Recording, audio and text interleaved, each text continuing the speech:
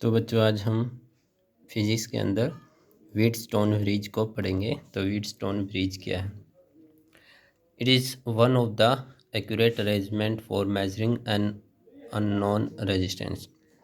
यानी क्या, ये एक अरेंजमेंट है जहाँ पर हम एक अननोन रेजिस्टेंस को ज्ञात करेंगे इसकी सहायता से। ये अरेंजमेंट इस तरीके से है जो आपको डायग्राम में दिखाई दे रही है। तो इसके प्रिंसिपल को पढ़ लेते हैं। प्रिंसिपल क्या है?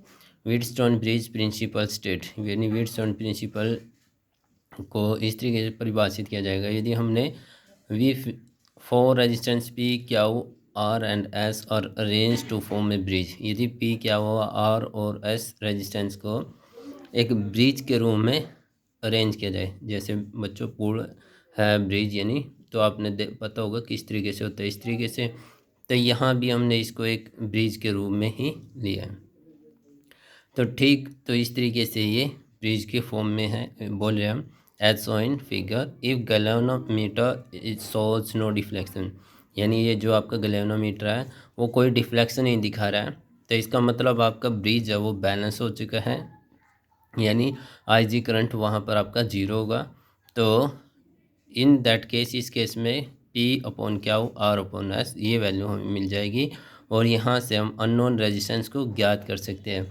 जैसे हमने आर क्यू और एस की वैल्यू का पता है, तो P की वैल्यू हमें आसानी से फाइंड कर लेंगे। ठीक है बच्चों, तो यहाँ पर ये इसका प्रिंसिपल है। प्रिंसिपल दोबारा फिर से, यदि चार रेजिस्टेंस P क्यू और एस को हम एक ब्रिज के रूप में बैलेंस कर दें और galvanometer shows no deflection, then we find P upon Q R upon S.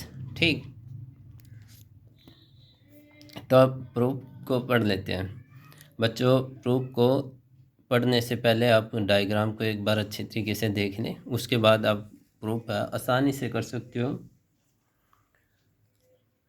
तो हमारी जो मेन सर्किट है उसके अंदर करंट है आई करंट जैसे यहाँ पर ए के पास गया, तो ए के पास जाने के बाद इसको दो रास्ते दिखाई दे रहे हैं, एक अक्रॉस आर एक अक्रॉस पी।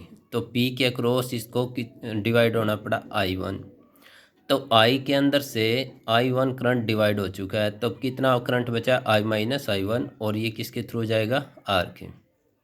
आई करंट आया था, I1 इसके अंदर को चला गया पी के, और बचा कितना? आई में से I1 घटा दो तो वो बचा, वो आर के अक्रॉस जाएगा। ठीक है, अब I1 करंट जैसे ही बी पॉइंट पे पहुंचा, तो यहाँ भी उसको दो रास्ते दिखाई दिए, एक ये रास्ता और एक ये रास्ता। तो I1 के अंदर से IG करंट जा चुका है, I1 के अंदर से यहाँ पर I1 करंट आया था, इसके अंदर से IG करंट आया वो गैल्वेनोमीटर के अक्रॉस किया, बाकी कितना बचा? I1 में से IG घटा दो, तो I1 माइनस IG वो किसके अक्रॉस जाएगा? क्या हो गए? ठीक है, तो इस तरीके से अब यहाँ पर जो आर के अंदर से करंट होकर पास हो रहा था I minus I1 D point पर पहुँचेगा, और इस साइड से कौन करंट आ रहा है? IG, यानी गैल्वेनोमीटर के अक्रॉस के होके अंदर करंट आ रहा है। तो यहाँ से ये बच्चों ये वैल्यू भी और ये वैल्यू, ये दोनों ही वैल्यू इस पॉइंट पे आएंगे, तो ये क्या हो जाएंगे? जुड़ जाएंगे, और जुड़ के इस तरीके से चलेंगे। तो यहाँ से कितना करंट आया था आपके पास? I माइनस I1, और यहाँ से IG करंट आपके पास साइड हो चुका है, तो I minus I1 plus IG current यहाँ पर S के अक्रॉस जाएगा, और यहाँ से करंट आपको पता ही है कि क्या के अक्रॉस कितना? I1 minus IG। अब बच्चों C के पास कितना करंट मिलेगा? तो C के पास इन दोनों का जोड़ मिलेगा, क्योंकि ये भी इस तरीके से है और यहाँ भी ये दोनों जुड़ जाएंगे। तो जैसे जोड़ोगे तो I1 से I1 कैंसिल है, IG से IG कैंसिल, तो बचा कितना? I। तो हमें लास्ट में वैल्यू कितनी मिलेगी? I। ठीक है, तो ये आपके लिए हमने डायग्राम है इस तरीके से समझाया। लेट आई करंट, अब बच्चों यही बात जो मैंने आपको समझाई है वही बात यहाँ पर लिखी है। Let I current main circuit के अंदर है, जैसे ही ए पॉइंट पर पहुँचता है तो इसको दो पार्टों में डिवाइड होना पड़ता है। I1 अक्रॉस पी के है, I माइनस I1 अक्रॉस किसके है? आर के थ्रू जाने लग रहा है।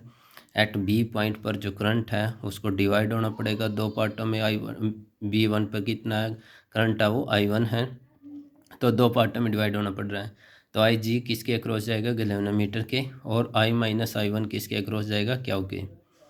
तो करंट अब जो ये है वो किसके अक्रॉस है, एस के, यानी एस के थ्रू करंट कितना है वो आई माइनस आई वन प्लस जी। तो इस तरीके से अब बच्चों किरचॉफ सेकंड लॉ के अंदर हमने कल आपको पढ़ाया था किरचॉफ सेकंड लॉ की उसकी दो साइन कन्वेंशन है, किस तरीके से यूज़ करना है। आपको सिंपल है, आपको इस तरीके से याद रखना है। यदि हम सेम डायरेक्शन में जा रहे हैं तो करंट की और रेजिस्टेंस की प्रोडक्ट को हमने लेना पॉजिटिव। यदि हम इस डायरेक्शन में जा रहे हैं और इसी डायरेक्शन में हमारा रेजिस्टेंस है, ठीक है, ये आई करंट है और रेजिस्टेंस है, तो हमने इसकी प्रोडक्ट को क्या लेना, पॉजिटिव। यदि हम रेजिस्टेंस ये हमारा और इस डायरेक्शन में जा रहे हैं तो ये यहाँ पर क्या है, करंट इस डायरेक्शन में, तो ये हमारा क्या है, अपोजिट डायरेक्शन, तो इसको हम क्या लेंगे, नेगेटिव। जैसे हमने क्लॉकवाइज और एंटी क्लॉकवाइज की बात की थी, ठीक है। तो इस तरीके से मैं इसको अपनी यानी आसान भाषा में इस तरीके से समझा सकते हैं। यदि सेम डायरेक्शन है तो पॉजिटिव, अपोजिट डायरेक्शन है तो नेगेटिव। तो यही बात यहाँ से हमने करना है, applying Kirchhoff second law in the close circuit A B D A. तो इस बात को बच्चों आप ध्यान से देखो, A B D A B D A, यानी हम कैसे जाना है, हमें इस तरीके से जाना है। तो ये क्या है, सेम है, हम इसी डायरेक्शन में जाना चाह रहे थे, तो इसका मतलब I1 की और P की प्रोडक्ट क्या होगी, पॉजिटिव, ठीक है। अब इस डायरेक्शन में जा रहे हैं और इसी डायरेक्शन में ही हमारा रेजिस्टेंस है जी, तो आई जी की और रेजिस्टेंस है जी, तो इन दोनों की प्रोडक्ट क्या होगी बच्चों, पॉजिटिव।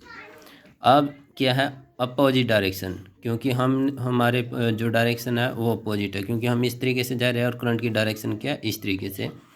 तो इसका मतलब आर की जो प्रोडक्ट है करंट के साथ वो क्या होगी, नेगेटिव। तो समझ में आई बात बच्चों। तो इक्वल टू किसके है, जीरो के। On again applying Kirchhoff second law to the close circuit B C D B. अब हम क्या इस तरीके से जाएंगे, बी सी डी बी। यदि बच्चों आपने ये अच्छी तरीके से समझ लिया तो ये आपके लिए बहुत आसान है। इसी तरीके से तो ये सेम डायरेक्शन है, तो इसका मतलब प्रोडक्ट रेजिस्टेंस की और करंट की वो क्या होगी, पॉजिटिव। तो यहाँ पर इन दोनों की पॉजिटिव है। उसके बाद इस डायरेक्शन में क्या है, अपोजिट डायरेक्शन में, क्योंकि करंट है इस डायरेक्शन में जा रहा है, हम है इस डायरेक्शन में आ रहे हैं, तो इसका मतलब क्या होगा, इनकी वैल्यू है जो नेगेटिव होगी। तो I1 IG की जो प्रोडक्ट है इसके साथ वो क्या होगी, नेगेटिव। तो ये हमने नेगेटिव ली, ठीक है। अब डायरेक्शन, तो हम तो इस डायरेक्शन में जा रहे हैं लेकिन ये इस डायरेक्शन अपोजिट डायरेक्शन में रहते हैं, इसका मतलब IG की और जी की प्रोडक्ट है वो क्या होगी, नेगेटिव होगी। तो इक्वेशन 1 और 2। अब हमने इसके प्रिंसिपल में क्या पढ़ा था, यदि गैल्वेनोमीटर शोज नो डिफ्लेक्शन, तो गैल्वेनोमीटर कोई भी डिफ्लेक्शन नहीं दिखा रहा है, तो इसका मतलब ब्रिज इज बैलेंस, ब्रिज को हमने क्या किया, बैलेंस कर दिया है। तो गैल्वेनोमीटर शोज नो डिफ्लेक्शन, तो यहाँ पर हमने लिखा the value R is adjust, यानी रेजिस्टेंस की वैल्यू हमने इस तरीके से एडजस्ट की कि गैल्वेनोमीटर कोई भी डिफ्लेक्शन नहीं दिखा रहा। तो आर की वैल्यू हमने किस तरीके से एडजस्ट की कि गैल्वेनोमीटर शोज नो डिफ्लेक्शन, इसका मतलब क्या है, ब्रिज इज बैलेंस, और ब्रिज बैलेंस हो गया है, तो इसका मतलब आई जी की वैल्यू कितनी होगी, zero. Put this value I g is equal to zero, equation 1 and 2 we get. तो आप बच्चों आई जी यहाँ पर जीरो पुट करोगे तो ये समथिंग जीरो जीरो, तो I1P और माइनस I1R, ये वैल्यू हमें यहाँ से मिली।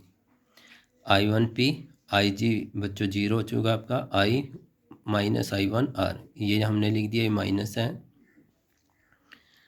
ठीक है। तो यहाँ से माइनस वाले को इस साइड लेके जाएंगे तो क्या हो जाएगा, यानी राइट साइड लेके जाएंगे तो पॉजिटिव हो जाएगा।